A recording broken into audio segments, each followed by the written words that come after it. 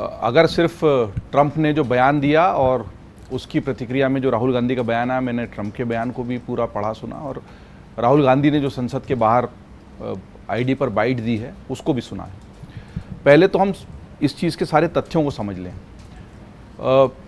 जो ऑपरेशन सिंदूर पर चर्चा हुई उसकी प्रतिक्रिया स्वरूप ये आया हो बयान, ये ऐसा नहीं हुआ है।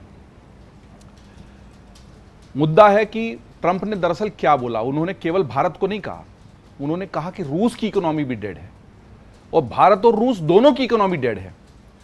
उनकी चिढ़ भारत से नहीं है, उनकी चिढ़ इस बात से है कि ना वो रशिया और यूक्रेन का वॉर रुकवा पाए और ना भारत पाकिस्तान का युद्ध रुकवाने का श्रेय वो दरअसल रूस को जब साथ में जोड़ रहे हैं अपने वक्तव्य में, तो ये बात स्पष्ट है कि उनकी चिढ़ कहां से आ रही है कि रूस की इकोनॉमी भी डेड है और भारत। तो वो व्यापारी व्यक्ति हैं, राष्ट्राध्यक्ष भी हैं, अनुभवी भी हैं, आंकड़े उनको सारे पता हैं। अभी आईएमएफ की और यूनाइटेड नेशंस की और सरकार के खुद के जो आंकड़े आए हैं उसकी बातें बहुत तफसील से हुई हैं। उसमें कहा गया है कि 6.4 का भी है, 6.9 तक भी जा सकता है। अमेरिका की ही एक बड़ी फर्म है मॉर्गन स्टैनले, जो बड़ी प्रतिष्ठित है और कंजर्वेटिव आंकड़े देने के लिए जानी जाती है, उसका खुद का आकलन इस जुलाई में ही जो जारी हुआ है उसमें कहा गया है कि सब कुछ करके जोड़ घटाव के बाद भी भारत की जो वृद्धि दर है वो 5.9% रहने का अनुमान है, जो सबसे कम अभी तक की जिसने भी दी है। लेकिन उसने भी कहा है कि still India will be the fastest growing economy of the world. Morgan Stanley का ये खुद का आकलन है, अमेरिका की कंपनी, और ऐसा हो नहीं सकता कि ट्रंप को ये पता नहीं है। तो ट्रंप ने जो कहा वो सचमुच भारत पर हमला था या भारत की ग्रोथ रेट को नहीं जानते, ऐसा नहीं है। उनकी चिढ़ थी कि तमाम प्रतिबंधों के बावजूद रूस से हमने तेल लेना जारी रखा है। वो नहीं चाहते कि हम रूस से तेल लेना जारी रखें कि रूस को, जब वो उनको तो लगा था एक फोन करूंगा सब रुक जाएगा। ट्रंप को ने खुद कहा था कि एक फोन करूंगा जेलेंस्की और पुतिन को और युद्ध रुक जाएगा। ना तो वो आके जेलेंस्की तो उनको उनके ही घर में आके सुना के चले गए, चाहे लगा हो कि अपमान जेलेंस्की का हुआ। मेरा कहना है कि उनके घर में आके बोल गए कि तेरी नहीं सुनना हमको, जा जो बन पड़े सो कर ले, देसी भाषा में बात करें तो। वहीं पुतिन तो और ज्यादा आक्रामक हो गए हैं इस पूरे मामले को लेकर। उसका जो फ्रस्ट्रेशन है, उसकी जो घबराहट है, उसको समझने की जरूरत। दूसरा, हमको बहुत ध्यान से देखकर यह समझना चाहिए कि डोनाल्ड ट्रंप जब पहली पारी में अध्यक्ष बने थे तब वो एक ऐसे व्यापारी थे जो राष्ट्राध्यक्ष बन गए थे। अब वो ऐसे राष्ट्राध्यक्ष हैं जो दरअसल मूलतः व्यापारी है। ऐसे लोग जो अमेरिका के कट्टर दुश्मन रहे हैं, सीरिया में जाके वो वहां जाकर व्यापार समझौते कर रहे हैं, जिन लोगों को जेल में डाला उन्होंने राष्ट्र। आप लोगों ने लिख दिया कि दोस्त दोस्त न रहा, ट्रंप ने लगाया 25% का टैरिफ। ये हेडलाइनें रही हैं हमारे अखबार की। अरे जिस इलॉन मस्क ने करोड़ों अरबों रुपए उसके चुनाव पे खर्चा कर दिए और दोस्त बनकर पूरे चुनाव में खड़ा रहा, और उसके फार्म हाउस पर शपथ ग्रहण से पहले की सारी पार्टियों में उसका पूरा परिवार मौजूद था, उसके बच्चे देशों पर घूमने जा रहे थे डॉज के बहाने, वो इलोन मस्क उसका नहीं रहा, वो उस इलोन मस्क का नहीं रहा।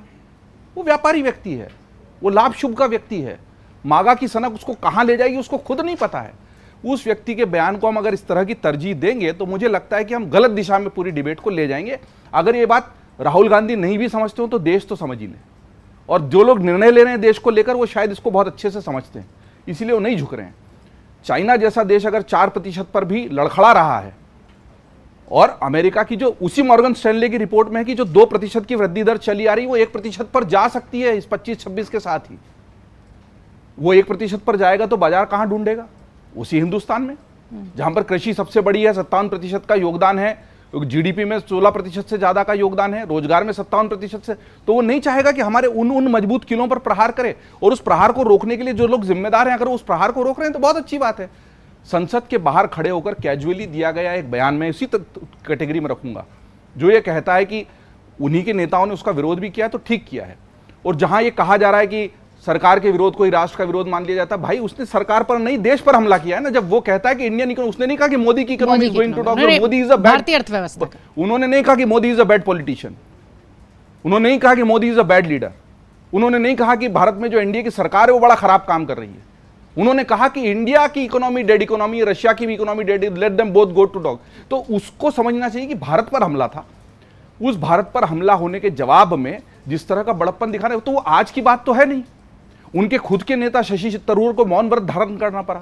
उस ऑपरेशन सिंदूर की चर्चा जिसके लिए विशेष सत्र मंगाए जाने की मांग की जा रही थी, वो जब सत्र हुआ तब आपने क्या किया? शशि थरूर मौन व्रत कह के निकल गए, और मनीष तिवारी कहते हैं कि भारत का रहने वाला हूं, भारत की बात सुनाता हूं। टूटन कांग्रेस के भीतर है। अपनी लय, अपने नियम, अपने सिद्धांत तय करने में वहाँ चूक हो रही है। उसके पीछे देश का समय बर्बाद करने की आवश्यकता नहीं है। देश की रीति नीतियाँ, बिल्कुल सही कहा गया कि तब से स्पष्ट हैं जब भारत अपने स्वाभिमान के लिए लड़ा, चाहे वो 71 में लड़ा, 74 में लड़ा, पोखरण में लड़ा, जब भी लड़ा। और हमको तब तक बिल्कुल आराम से रहना चाहिए देश में जब तक राजनेताओं को ये पता है कि भारत का हित किसमें और उनके हितों की वो रक्षा कर रहे हैं। तो ऐसे बयानों को उतनी तरजीह नहीं देनी चाहिए। उन्होंने जो कुछ भी कहा वो राजनीतिक हित की खातिर कहा, देश को देखे बिना कहा। वो जो कुछ भी कह रहे थे वो खुद नहीं समझ रहे थे कि वो क्या कह रहे हैं। इसलिए मुझे लगता है कि इस बयान को वहीं, भारत की जो अर्थव्यवस्था है वो दुनिया की सबसे तेजी से बढ़ने वाली अर्थव्यवस्था है। सारे कंजर्वेटिव अनुमान 5.9 से लेकर 6.7 तक का मानना है। और ये सब कौन बना रहा? हम ही लोग मिलकर बना रहे हैं। इन आंकड़ों में सरकार की नीतियों की खामी हो सकती है, सरकार इससे बेहतर कर सकती है। सरकार जिस वर्ग को सचमुच लाभ देना चाहती है उसको नहीं दे पा रही होगी। गरीबों को अन्न देकर आप अर्थव्यवस्था को बड़ा नहीं बना सकते, रोजगार देकर बना सकते हैं। राज्यों में होने वाली सारी लाडली लक्ष्मी और लाडली बहनें जो हैं वो हमारे टैक्स के पैसे का इतना भयानक अपव्यय है कि उस पर बात होनी चाहिए, लेकिन वो देश के भीतर होनी चाहिए। जब देश के बाहर से हमला होगा तो जवाब देश के रूप में ही जाएगा, सरकार के रूप में या विपक्ष के रूप में नहीं जाएगा।